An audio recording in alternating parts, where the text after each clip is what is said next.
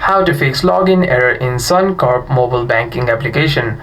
First, if you're having any kinds of problem on the application or on the website, you need to make sure that your device is connected to a secure network. Swipe down on the control center and make sure your Wi-Fi or cellular data is turned on and is connected to a network that is actually working.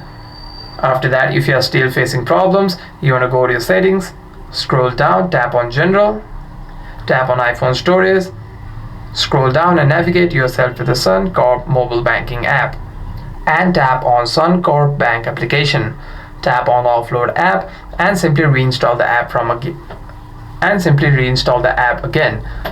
And what this does is it deletes the application whilst keeping its documents and data, and the next time you open the app you shouldn't be facing such problems.